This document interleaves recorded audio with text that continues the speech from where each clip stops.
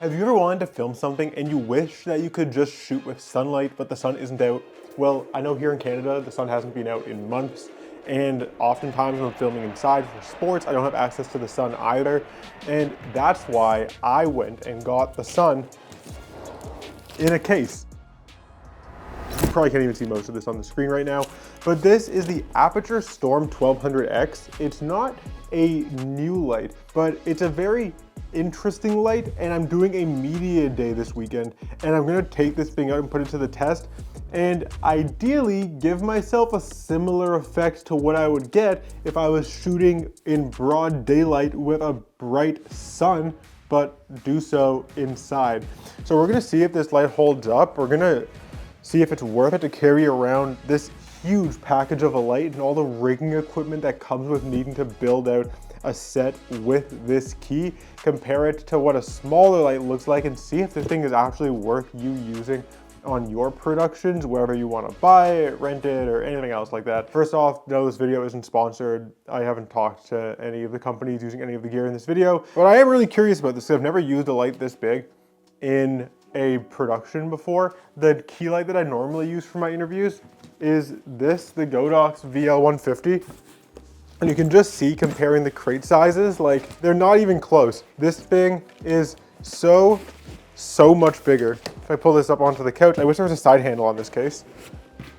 But if I pull this up onto the couch, this size difference between these two cases is incredible. If I had to guess, I'd put that at least 50 or 60 pounds. It's quite large, but that makes sense because the light that I normally use in my key light for a lot of smaller scale interviews that I do is only a 150 watt light.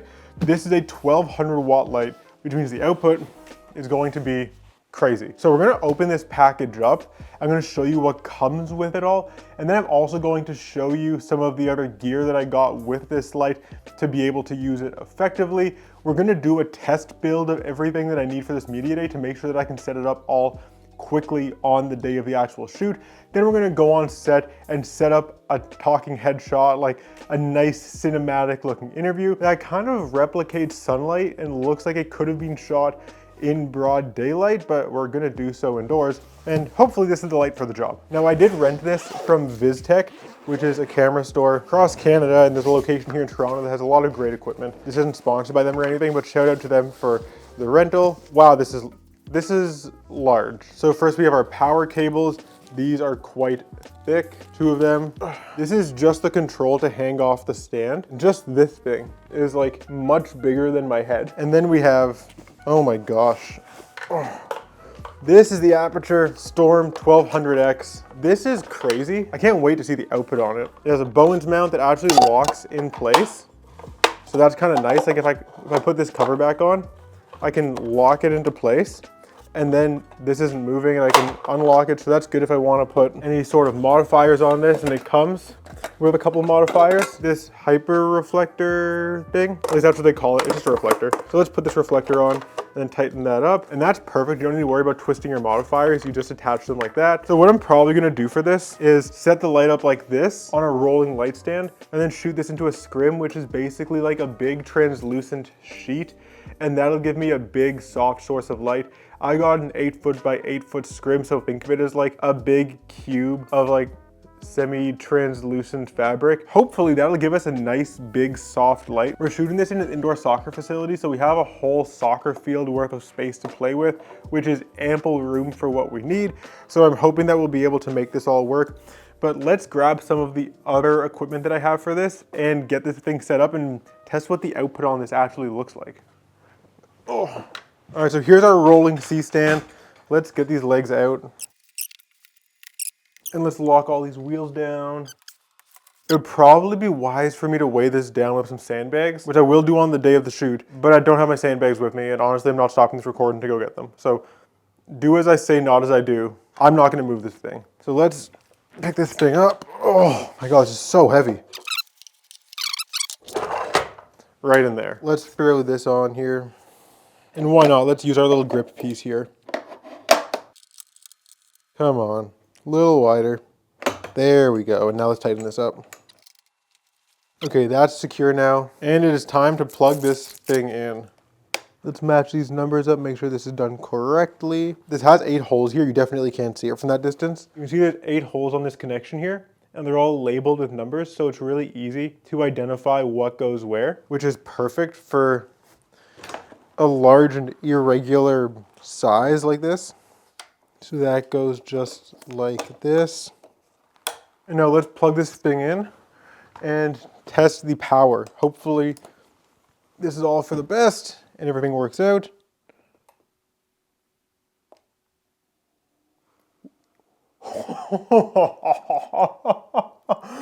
This frame is so blown out. Let me come fix that. I feel like I need an ND filter for this. This is an insane output. I was gonna crank the aperture for now because I don't really, wow. I don't really have the opportunity to fix this right now. Look how bright this is. For context, here's the settings I was just at. I was filming at f2 at 12,500 ISO, and I had to stop down to 800 ISO at f9 to make this output reasonable. And this is only 60% intensity, as you can see here. So this is what we can control here. We have our CCT, we can do green, magenta, and color temperature, and you also have your intensity, so we can do that to switch between whichever one we want. And you can click in, and you can start making tweaks as you like. So let's say I want to change this to be tungsten, for example. We can go to 3200 right there. And now we have a really bright tungsten light. I'll stop that down. Similarly, if we want to go back to daylight, we can. How high can we go? 10,000. So that's very, very blue, but let's go to 5600 again. And we're going to change our intensity. And our intensity goes all the way from 0 up to 100. That's insanely bright. And it goes up in intervals of 0.1, which is very, very specific, which is nice. I'm going to turn this down right now. I'm probably going to turn this light off now. My exposure is probably all crazy. You can hear the fans on the thing going as well. But this should be more than enough output to make an interview look really good. I'm going to set up the scrim, and then we're going to pack this all up. And now that we know how it works, we should be good to get this up and running quickly on our media day this weekend. I'm pretty sure I just exposed my terrible cable wrapping skills. It's just never been something that I'm good at that I probably should be, but honestly, what can you do? This thing is really, really big. Like, I might not even be able to set this up in my living room. I might need to go outside. Okay, yeah, there's no way this is happening. This thing is like half set up and it's the size of my entire room. I understand how it works. It goes together pretty simply with these attachment parts and then these sticks, and there's like holes and they all connect to each other and make a square with some Velcro around it. Then you attach your piece of fabric and put it onto C-stands. I've pulled it out of the box. Everything seems to be here. I'm gonna put all this away and we're gonna go to the shoot. So in real life time, I'm not shooting this for a few more days, but in video time, we're going right now. So let's go. Now, obviously one light isn't the only thing that I needed to film a good interview, so I packed up everything else that I need to film a good media day interview type of shot from my office and headed down to the car. There was so much to pack up, and by the time I was done, I thought, I do not think this could be more full right now. This thing is absolutely packed. This is crazy. Let's get going though. 3 hours later. Got a very early morning tomorrow, so we actually got a hotel for tonight. I loaded a bunch of the gear up in here. We're about 5 minutes away from the shoot venue tomorrow. So in the morning, which is gonna be a very early morning, I'll have to like wake up and drag everything downstairs, and we should be good to go. That light is, there it is. I was like, where's the light? I didn't see that when I scanned around the room. The light's over there. So we have it. The challenge tomorrow is going to be setting everything up. We only have 1 hour from when I get the shoot location to when we need to be filming talent. So it's going to be tough, but I need to build everything quickly. And I'm hoping that by having one strong light that's big and soft and diffused rather than a bunch of little lights, I'll be able to get something that looks decent quickly. And then with the extra time I have to set up, can make it look actually really good. But that's for tomorrow. For now, we're gonna get some rest, and I will see you in the morning. So good night. Good morning. It is 6:15 a.m. I need to get all of this stuff here downstairs, and I also need to be on set in 45 minutes, and I haven't eaten yet, so there's not much time to waste. Let's get to it. Just loaded the car, but can't forget the coffee. I am the exact opposite of a morning person, so it's a minor miracle that I was actually able to get all the gear to the shoot facility without forgetting or losing anything, but that's why you need to work with the good crew. When I finally got everything inside, we didn't have access to the field we were filming on for a couple hours, so I laid all my gear out just outside the door and set up as much as I can ahead of time to make the transition onto the field to actually set things up as smooth as it could possibly be. Now, once we got access to the field, we made sure to set things up really quickly. I was primarily working with Mark Urban today as my assistant slash second camera on set, who's actually a really cool motorsports videographer here on YouTube. So I'll drop his channel down in the description, but I'd recommend going to check his channel out. I think he's great to work with, and I think his YouTube content is great as well. But we made pretty quick work of everything. The only issue that we ran into, which we foreshadowed a little bit earlier, is with the scrim. So VizTech didn't actually give me a fabric that attached to the scrim that's translucent enough to shoot the light through. Everything was just too opaque. So to get that softer, more diffused look, we reflected the light by shooting it away from the subject and bouncing it off a silver reflective fabric that we attached to the scrim back at the subject, and it gave us this nice silver glow on the subject's faces. It was a very even look that we were going for, and I think we achieved it really well with this setup.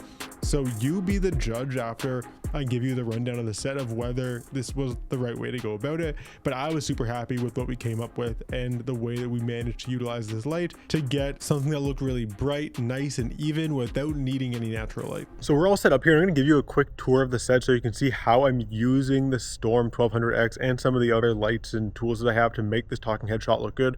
So we've got the Storm 1200X. We're hitting that onto an 8x8 scrim, which is just a big square, and that's reflecting to give us our key light, which is lighting up our subject, who is going to be right here. Then we have the Godox VL150, which I usually use as a key light, acting as a fill for us today and filling in the shadows on the other side of our subject's face. A Nanlite Pavo tube as a rim light to separate our subject from the background. The Rode NTG2 as our shotgun mic. This is running with an XLR cable into the Sony XLR top handle. Then we have the Sony A7 IV, the Tamron 35-150 at 105mm, and the A7S III with the Sigma 50mm, obviously at 50mm. And then just some moving blankets right here on two C-stands to provide a little bit of privacy and dampen some sound in this big field that we're filming on today. And that is the entire setup, but it's mostly being driven by this large key light, which is at 100% output, but not even being directly shot at our subject. We're just bouncing it from, I would say that right now, from the light to that chair over there is about 8 feet. And then that scrim is another 10 feet away from me. So the scrim where the light is bouncing off of is about 18 feet away from our subject, and at full output, this light is able to bounce and give us a really clean light onto our subject, even traveling 8 feet one way and then 18 feet the other way. So I'm very impressed by that output and the usability of this light for both the different color temperatures, the green magenta shift, and the strength of the light. I think it's been a really good choice, and it made setting this interview up quite simple, and it's making it look very good. All right, I've been making you wait long enough for it. Here's what the shots actually look like. We shot a tight shot and a wide shot like we talked about. The goal with this was to shoot a really high key, so low contrast type of look, have the players' faces not only be very clear, but also be the focal point in an otherwise kind of cavernous, endless type of space, but we wanted to look like a ray of sunshine just hitting them. And I think that when you look at this frame, your eye really is drawn to the player's face. These are athletes who aren't as notable as the biggest, brightest names in professional sports, and so I think it's really important that viewers look at them right in the eyes, remember their faces. I think this really achieves that, and it just looks generally pretty pleasing. So couldn't be more happy with this, and it's completely driven by the Storm 1200X. Really, I enjoyed using that light so much. The only only reason I don't own it is the size and the price tag. So considering what it costs for me to buy versus rent and how difficult it would be for me to store it, like I'm just gonna rent this when I need it. But it was awesome. I loved it. I think the interview looked really great, and this set just pulled together better than I could have hoped. I hope you had fun or learned something from this video. If you did, subscribe, because I post videography and video editing content on a regular basis, and I'd love to have you around for that. I'm always active in the comments as well, so if you have questions about this, feel free to go drop something down there and I'll get back to you. But that's all I got for you for this video. So until next time, peace.